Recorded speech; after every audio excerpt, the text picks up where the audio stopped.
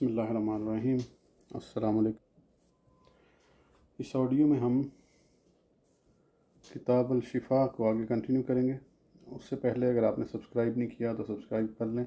اور bell icon press کر دیں۔ تو شروع کرتے ہیں۔ نیز ارشاد باری تعالیٰ۔ ترجمہ: اگر اللہ کی نعمتیں گنو تو شمار نہ کر سکو گے۔ سہل بن عبداللہ تستری رحمۃ اللہ علیہ نے اس کی تفسیر میں کہا ہے، خدا کی نعمت سے مراد محمد رسول اللہ صلی اللہ تعالیٰ علیہ وسلم ہے۔ اللہ تبارک و تعالیٰ نے اپنے حبیب صلی اللہ تعالیٰ علیہ وسلم کی شان میں فرمایا ہے۔ ترجمہ: اور وہ جو یہ سچ لے کر تشریف لائے اور جنہوں نے تصدیق کی یہی ڈر والے ہیں۔ اکثر مفسرین کرام نے اس کی تفسیر میں فرمایا ہے کہ اللہ جی جاء بالصدق سے محمد رسول اللہ صلی اللہ تعالیٰ علیہ وسلم مراد ہیں، جبکہ بعض تو یہاں تک کہتے ہیں کہ صدقہ بھی سے بھی آپ ہی مراد ہیں، اور بعض قاریوں نے صدقہ کو تخفیف کے ساتھ یعنی صدقہ بھی پڑھا ہے۔ دیگر علماء کرام فرماتے ہیں کہ صدقہ بھی سے مراد اہل ایمان ہیں، اور بعض حضرات نے کہا ہے کہ صدقہ بھی سے مراد حضرت ابوبکر صدیق رضی اللہ تعالیٰ عنہ ہے، جبکہ بعض نے حضرت علی رضی اللہ تعالیٰ عنہ بھی مراد لیے ہیں۔ اس سلسلے میں ان کے علاوہ بھی اقوال منقول ہیں۔ ارشاد خداوندی۔ ترجمہ: سن لو، اللہ کی یاد ہی میں دلوں کا چین ہے کی تفسیر میں حضرت ابو الحاج مجاہدین جبیر تابی رحمۃ اللہ علیہ المتوفی 123 ہجری سے مروی کے ذکر اللہ سے مراد حضرت محمد رسول اللہ صلی اللہ تعالیٰ علیہ وسلم اور آپ کے اصحاب ہیں۔ فصل نمبر 2۔ آیت قرآنی میں سرکار دو عالم کی تصدیق و شہادت۔ ارشاد باری تعالیٰ ہے، یا ایہا النبی انا ارسلناک شاہدا و مبشرا و نذیرا و داعیا الی اللہ باذنہ و سراجا منیرا۔ اے غیب کی خبریں بتانے والے نبی، بے شک ہم نے تمہیں بھیجا حاضر و ناظر اور خوشخبری دیتا اور ڈر سناتا اور اللہ کی طرف اس کے حکم سے بلاتا اور چمکا دینے والا آفتاب۔ اس آیت کریمہ میں اللہ جل مجدہ نے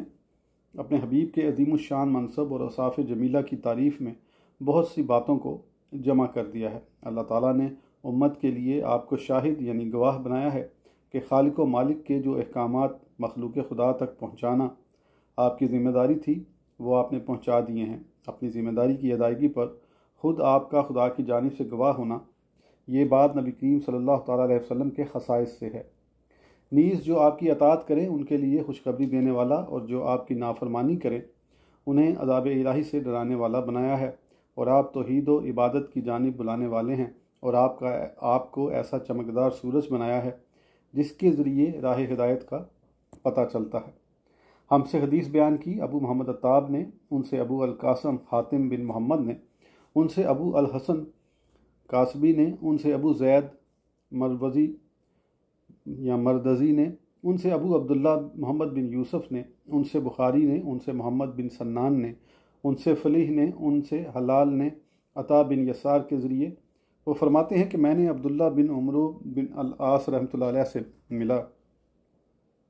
اور ان سے کہا کہ مجھے رسول اللہ صلی اللہ تعالیٰ علیہ وسلم کی تعریف اور مدح و ثنا میں کچھ سنائیے۔ انہوں نے میری اس خواہش کا احترام کرتے ہوئے فرمایا،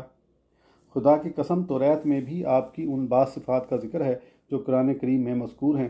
توریت میں یہ مضمون ہے، اے غیب کی خبریں دینے، بے شک ہم نے تمہیں بھیجا ہے حاضر و ناظر، خوشخبری دیتا، ڈر سناتا، ان پڑھوں کی حفاظت کرنے والا۔ تم میرے بندے اور رسول ہو، میں نے تمہارا نام متوکل رکھا ہے۔ تم نہ بد اخلاق ہو، نہ سنگ دل، نہ بازاروں میں چلانے والے ہو، اور نہ برائی کا بدلہ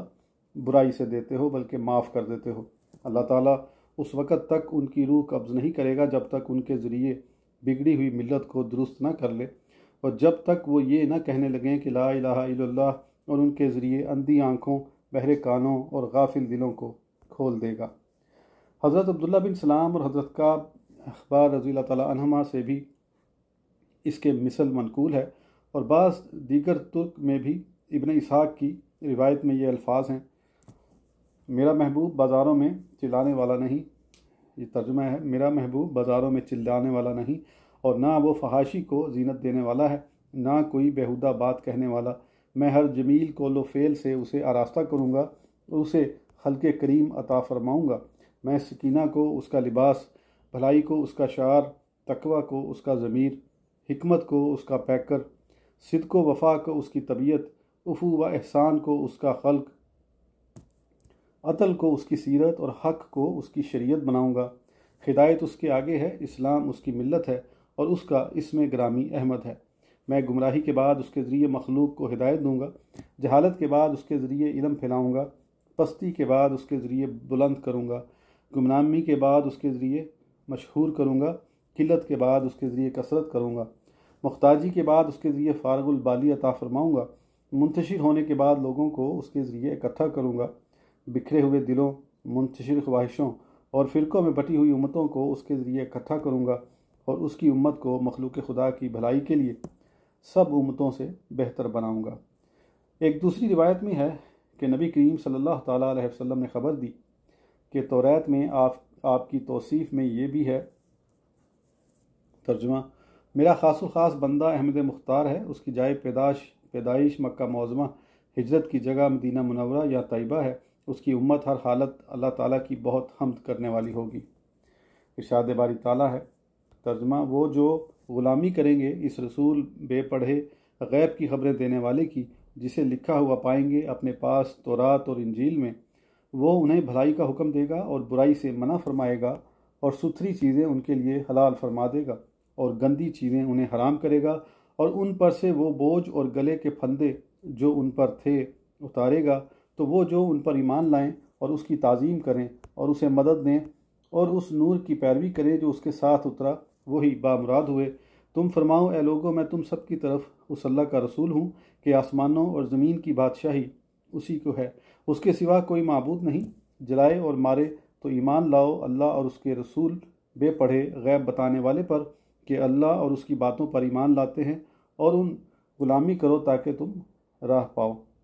اور اللہ تعالیٰ نے نبی کریم صلی اللہ تعالیٰ علیہ وسلم کی توصیف میں یہ بھی فرمایا ہے،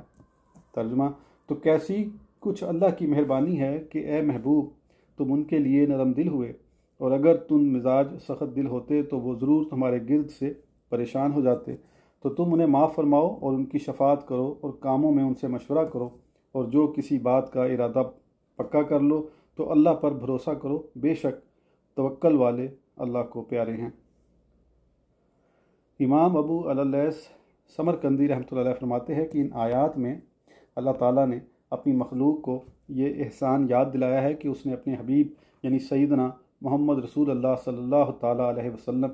کو ایسا بنایا ہے کہ وہ مسلمانوں پر بہت ہی مہربانی اور شفقت فرمانے والے ہیں، ہر کسی کے ساتھ نرمی سے برتاؤ کرتے ہیں۔ اگر انہیں بدخلق یا سخت دل بنایا جاتا تو یقیناً لوگ ان کے گرد جمع نہ ہوتے بلکہ متنفر ہو کر دور رہتے، لیکن انہیں درگزر فرمانے والا، سخی، نرم دل، خوبصورت، خوب سیرت، نیکوکار اور لطف و کرم فرمانے والا بنایا ہے۔ اس آیت کی تفسیر میں ضحاک رحمۃ اللہ علیہ کا قول بھی اسی کے مثل ہے۔ اللہ جل مجدہ نے اپنے حبیب کی شان میں یہ بھی فرمایا ہے، اور بات یوں ہی ہے کہ ہم نے تمہیں سب امتوں میں افضل کیا کہ تم لوگوں پر گواہ ہو اور رسول تمہارے نگہبان و گواہ۔ ابو الحسن کابسی رحمۃ اللہ علیہ فرماتے ہیں کہ اللہ تبارک و تعالیٰ نے اس آیت مبارکہ میں نبی کریم صلی اللہ تعالیٰ علیہ وسلم کی افضلیت اور امت محمدیہ کی خصوصیت بیان فرمائی ہے۔ دوسری آیت میں اس امر کو یوں تصریحاً بیان کیا ہے، ترجمہ: اللہ تعالیٰ نے تمہارا نام مسلمان رکھا ہے اگلی کتابوں میں اور اس قرآن میں تاکہ رسول تمہارا نگہبان و گواہ ہو اور تم اور لوگوں پر گواہی دو۔ اس سلسلے میں یہ بھی ارشاد باری تعالیٰ ہے، ترجمہ: تو کیسی ہوگی جب ہم ہر امت سے ایک گواہ لائیں گے، اور اے محبوب تمہیں ان سب پر گواہ و نگہبان بنا کر لائیں۔ مذکورہ بالا آیت میں لفظ وسطاً سے مراد عدلاً، جباراً، عادل، سنجیدہ ہے۔ اس آیت سے یہ معنی مراد ہیں کہ جس طرح ہم نے تمہیں ہدایت دی ہے اسی طرح مخصوص فرمایا اور تمام امتوں پر فضیلت دی ہے، کیونکہ تمہیں بہترین اور عادل امت بنایا ہے تاکہ تم انبیاء علیہم السلام کے ان کی امتوں کے خلاف گواہ بن جاؤ، اور تمہارا عظیم الشان رسول تمہارے صدق و صفا کی گواہی دے گا۔ ایک قول یہ بھی ہے کہ جب اللہ جل جلالہ دیگر انبیاء کرام سے پوچھے گا کہ کیا تم نے میرے احکامات میری مخلوق تک پہنچا دیے تھے، تو وہ اسبات میں جواب دیں گے۔ ان میں سے ہر ایک کی امت کہے گی کہ ہمارے پاس تو کوئی بشیر و نذیر نبی آیا ہی نہیں تھا۔ اس وقت امت محمدیہ بارگاہ خداوندی میں انبیاء کرام کے بیان کی تصدیق کرے گی، اور فخر دو عالم صلی اللہ تعالیٰ علیہ وسلم اپنی امت کی گواہی کو درست قرار دے کر جملہ انبیاء کرام کے دامنوں کو مذکورہ الزام سے پاک کر دیں گے۔ مذکورہ آیت کے معنی میں ایک قول یہ ہے کہ تم اپنے جملہ مخالفین پر حجت ہو، اور رسول اللہ صلی اللہ تعالیٰ علیہ وسلم تمہارے اوپر حجت ہیں۔ اس قول کی حکایت ابو اللیث سمرقندی رحمۃ اللہ علیہ نے کی ہے۔ ارشاد باری تعالیٰ ہے، ترجمہ، اور ایمان والوں کو خوشخبری دو کہ ان کے لیے ان کے رب کے پاس سچ کا مقام ہے۔ حضرت قتادہ المتوفی 117 ہجری، حضرت امام حسن بصری المتوفی 110 ہجری اور حضرت زید بن اسلم رضی اللہ عنہم نے قدامہ صدقین کی تفسیر میں فرمایا ہے، ہوا محمد صلی اللہ تعالیٰ علیہ وسلم یشفع، وہ محمد رسول اللہ صلی اللہ تعالیٰ علیہ وسلم ہیں جو شفاعت فرمائیں گے۔ امام حسن بصری رحمۃ اللہ علیہ کا اس کی تفسیر میں یہ قول بھی ہے کہ قدامہ صدقین سے مراد وہ صدمہ ہے جو عشاق کو ان کی جدائی میں برداشت کرنا پڑتا ہے۔ حضرت ابو سعید خدری رضی اللہ تعالیٰ عنہ المتوفی 74 ہجری سے روایت ہے کہ یہ قدامہ صدقین شفاعت ہے جو ہمارے نبی سیدنا محمد رسول اللہ صلی اللہ تعالیٰ علیہ وسلم فرمائیں گے، اور اپنے رب کے حضور وہ سچے شفیع ہیں۔ سہل بن عبداللہ تستری رحمۃ اللہ علیہ کا قول ہے کہ اس سے مراد وہ رحمت ہے جو محمد رسول اللہ صلی اللہ تعالیٰ علیہ وسلم کی ذات گرامی میں ودیت فرمائی گئی ہے۔ محمد بن علی ترمذی رحمۃ اللہ علیہ المتوفی 255 ہجری کا قول ہے کہ وہ سیدنا محمد رسول اللہ صلی اللہ تعالیٰ علیہ وسلم ہیں جو صادقین و صدیقین کے امام، شفیع و مطاع اور بارگاہ خداوندی کے ایسے سائل ہیں جن کا سوال ضرور پورا فرمایا جاتا ہے۔ ان کے اس قول کی سلمی رحمۃ اللہ علیہ نے حکایت کیا ہے۔ مسلمانوں کا عقیدہ تو یہی ہے کہ نبی کریم صلی اللہ تعالیٰ علیہ وسلم شفیع المذنبین ہیں، لیکن امام الوہابیہ مولوی محمد اسماعیل دہلوی المقتول 1246 ہجری 1831 عیسوی نے اپنی رسوائی زمانہ اور خلاف دین و ایمان کتاب تقویہ الایمان میں عقیدہ شفاعت کا مذاق اڑاتے ہوئے شان رسالت میں گستاخانہ کلمات لکھتے ہوئے کہہ دیا کہ کیا وہ چوروں کے تانگی ہیں۔ اللہ تعالیٰ ایسے دشمنان رسول کے شر سے تمام مسلمانوں کو محفوظ رکھے، آمین۔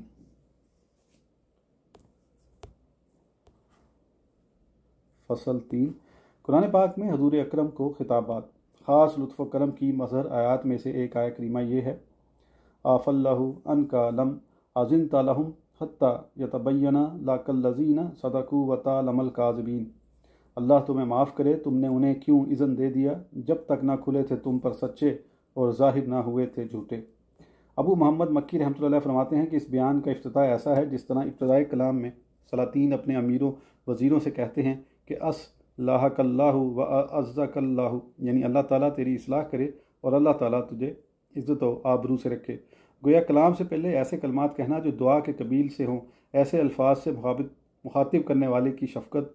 اور جس کو مخاطب کیا جا رہا ہے اس کے قرب خاص و علو منصب کا پتہ لگتا ہے۔ عون بن عبداللہ رحمۃ اللہ علیہ کا قول ہے کہ آپ کی ظاہری بھول کا ذکر کرنے سے پہلے معافی کا مزردہ سنا دیا ہے۔ امام سمرقندی رحمۃ اللہ علیہ نے اس کے معنی میں بعض حضرات سے حکایت کی ہے کہ آفاک اللہ یا سلیم القلب لما اذنت لہم، اے سلیم القلب، اللہ تعالیٰ نے تمہیں معاف فرما دیا، تم نے انہیں اجازت ہی کیوں دی۔ یہی امام ابو اللیث سمرقندی رحمۃ اللہ علیہ فرماتے ہیں کہ نبی کریم صلی اللہ تعالیٰ علیہ وسلم سے ابتدائی کلام میں یہ کہہ دیا جاتا کہ لما اذنت لہم، تم نے انہیں اجازت ہی کیوں دی، تو یہ اندیشہ تھا کہ کلام کی ہیبت سے کہیں آپ کا سینہ مبارک چاک نہ ہو جائے، اسی لیے خدائے ذوالمنن نے اپنے لطف و کرم کے ساتھ پہلے آپ کو عفو و درگزر کا مزردہ سنایا جس سے آپ کو سکون قلب حاصل ہو گیا، اور اس کے بعد فرمایا کہ لما اذنت لہم، انہیں پیچھے رہنے کی اجازت نہ دیتے بلکہ ان میں سے ہر ایک کے عذر کی سماعت فرماتے اور ہر ایک کا جھوٹ سچ ظاہر ہونے دیتے تاکہ ان کے میلے بہانوں کا راز کھل جاتا۔ اس طرز کلام سے ثابت ہوتا ہے کہ بارگاہ خداوندی میں نبی کریم صلی اللہ تعالیٰ علیہ وسلم کا وہ عظیم الشان مقام ہے جو کسی صاحب عقل و دانش پر پوشیدہ نہیں۔ اس آیہ مبارکہ کے ذریعے اللہ جل شانہ کا اپنے حبیب صلی اللہ تعالیٰ علیہ وسلم پر وہ لطف و کرم ثابت ہوتا ہے جس کی نہایت معلوم کرنے سے انسان عاجز ہے۔ امام ابو عبداللہ محمد بن ابراہیم بن محمد نفتویہ رحمۃ اللہ علیہ فرماتے ہیں کہ بعض لوگوں کا خیال ہے کہ اس آیت میں نبی کریم صلی اللہ تعالیٰ علیہ وسلم پر عتاب فرمایا گیا ہے، حالانکہ دامن مصطفیٰ اس الزام سے بالکل پاک ہے کیونکہ آپ کو اس فیصلے کا اختیار دیا گیا تھا بات تو صرف اتنی ہے کہ جب فخر دو عالم صلی اللہ تعالیٰ علیہ وسلم نے منافقین کو پیچھے رہنے کی اجازت دے دی تو اللہ تعالیٰ نے آپ کو بتایا کہ منافقین کو اگر اجازت نہ ملتی تب بھی انہوں نے اپنے نفاق کے باعث گھروں میں بیٹھنا تھا، اور اب جب کہ اجازت دے دی تو یہ بھی برا نہیں کیا ہے۔ فقی ابو الفضل قاضی ایاز مالکی رحمۃ اللہ علیہ المتوفی 544 ہجری توفیق الہی سے فرماتے ہیں کہ ہر مسلمان پر واجب ہے کہ رضائے الہی حاصل کرنے کی پوری کوشش کرے، اور وہ اس طرح کہ اپنے کردار و اطوار کی باغ شریعت مطہرہ کو بنائے، اپنے اخلاق کو قرآنی آداب سے مزین کرے، قول و فعل اور معاملہ و محاورہ میں بھی قرآنی ادب جلوہ گر نظر آئے۔ یہی چیز حقیقی معرف کا عنصر اور دینی و دنیاوی آداب کا گلستان ہے۔ چاہیے کہ رب کائنات سے سوال کرتے وقت اس عجیب لطف و کرم کو جس کا ذکر سطور بالا میں لیما اذنت لہم کے تحت ہو چکا ہے یاد رکھے اور اس میں غور کرے، حالانکہ سب پر انعامات کی بارش برسانے والی اسی کی ذات ہے، وہ سب سے مستغنی ہے، اور ان فوائد میں بھی غور کرے کہ اس تبارک و تعالیٰ نے کلام کی ابتدا کس طرح فرمائی کہ عطاب سے پہلے اکرام اور دتب کے ذکر سے پہلے عفو و درگزر سے مانوس کیا۔ یہ اس صورت میں ہے کہ ایسا کرنا کسی بھی مرحلے پر ضم شمار کیا جا سکتا ہو۔ یہ بھی ارشاد باری تعالیٰ ہے، وَلَوْلَا أَن شَبَّتْنَاكَ لَقَدْ كِدتَّ تَرْكَنُ إِلَيْهِمْ شَيْئًا قَلِيلًا، اور اگر ہم تمہیں ثابت قدم نہ رکھتے تو قریب تھا کہ تم ان کی طرف کچھ تھوڑا سا جھکتے۔ بعض متکلمین کا قول ہے کہ اللہ تعالیٰ نے دیگر انبیاء کرام صلوات اللہ تعالیٰ علیہم پر لغزشوں کے بعد خطاب فرمایا، اور نبی کریم صلی اللہ تعالیٰ علیہ وسلم پر لغزش سے واقع ہونے سے پہلے ہی عطاب فرمایا گیا تاکہ اس کے باعث وہ لغزش سے کوسوں دور رہیں اور شرائط محبت کی پوری طرح حفاظت کر سکیں۔ یہ بات انتہائی نگاہ عنایت کی غماز ہے۔ غور تو فرمائیے کہ اللہ جل مجدہ نے پہلے آپ کے ثبات و سلامتی کا تذکرہ کیا اور اس کے بعد اس امر کا ذکر فرمایا جس پر عطاب کیا جا رہا ہے اور جس کی جانب مائل ہونے کا خدشہ ہو سکتا تھا۔ سبحان اللہ، اثناء عطاب میں خود آپ کی برات کا اعلان کیا جا رہا ہے، اور وادی تخویف میں آپ کو محفوظ و مامون اور سلامت باکرامت رکھا جا رہا ہے۔ اسی کے مثل ارشاد خداوندی یہ بھی ہے، ترجمہ ہمیں معلوم ہے کہ تمہیں رنج دیتی ہے وہ بات جو یہ کہہ رہے ہیں، تو وہ تمہیں نہیں جھٹلاتے بلکہ ظالم اللہ کی آیتوں سے انکار کرتے ہیں۔ حضرت علی مرتضیٰ رضی اللہ تعالیٰ عنہ المتوفی 40 ہجری فرماتے ہیں کہ ابو جہل نے نبی کریم صلی اللہ تعالیٰ علیہ وسلم سے کہا تھا کہ ہم آپ کو نہیں جھٹلاتے بلکہ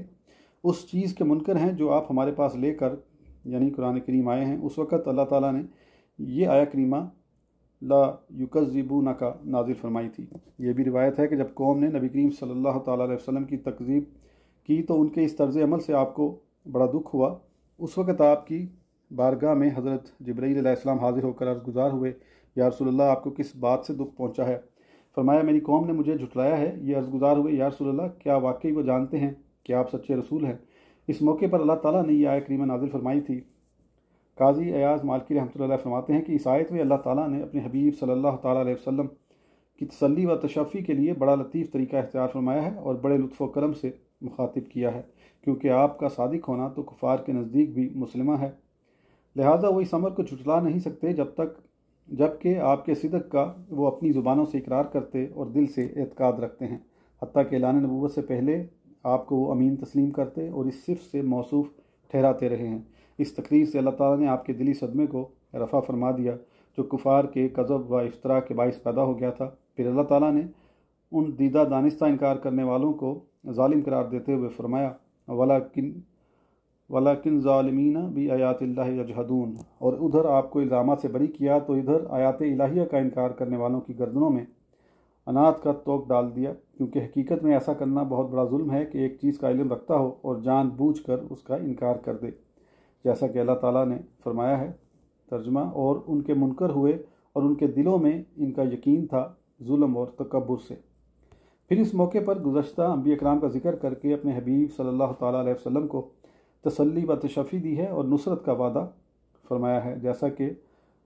ارشاد باری تعالیٰ میں ہے۔ اس ارشاد باری تعالیٰ میں ہے ترجمہ، اور تم سے پہلے رسول جھٹلائے گئے تو انہوں نے صبر کیا اس جھٹلانے پر اور ایذائیں پانے پر یہاں تک کہ انہیں ہماری مدد آئی، اور اللہ کی باتیں بدلنے والا کوئی نہیں، اور تمہارے پاس رسولوں کی خبریں آ ہی چکی ہیں۔ جنہوں نے یکذبونک کو زال کی تخفیف کے ساتھ پڑھا ہے، ان کے نزدیک اس ارشاد گرامی کا مطلب یہ ہوا کہ وہ لوگ تمہیں جھوٹا نہیں پاتے، اور امام فرا و امام کسائی رحمۃ اللہ علیہما کے نزدیک مطلب یہ ہے کہ اے حبیب وہ کب کہتے ہیں کہ تم جھوٹے ہو۔ یہ بھی مطلب بیان کیا گیا ہے کہ نہ وہ تمہارے جھوٹ پر وہ استدلال کر سکتے ہیں اور نہ کوئی ایسی بات ثابت ہی کر سکتے ہیں۔ جن حضرات نے یکذبونک کو زال کی تشدید کے ساتھ پڑھا ہے، ان کے نزدیک معنی یہ ہیں کہ وہ جھوٹ کی جانب تمہاری نسبت تو نہیں کرتے، اس کا مطلب یہ بھی بیان کیا گیا ہے کہ وہ تمہارے کذب کا عقیدہ تو نہیں رکھتے۔ نبی کریم صلی اللہ تعالیٰ علیہ وسلم کے جو خصائص بیان ہوئے اور جن کے ذریعے اللہ تعالیٰ نے آپ کو معزز و مکرم فرمایا ہے، ان میں سے ایک بات یہ بھی ہے کہ اللہ تعالیٰ نے تمام انبیاء کرام علیہ السلام کو ان کے نام لے کر مخاطب کیا ہے، یعنی فرمایا یا آدم ہو، یا نوح ہو، یا ابراہیم ہو، یا موسیٰ، یا داؤد، یا عیسیٰ، یا زکریا، یا یحییٰ، لیکن نبی کریم صلی اللہ تعالیٰ علیہ وسلم کو مخاطب نہیں کیا بلکہ مگر القاب کے ساتھ، یعنی یا ایھا الرسول، یا ایھا النبی،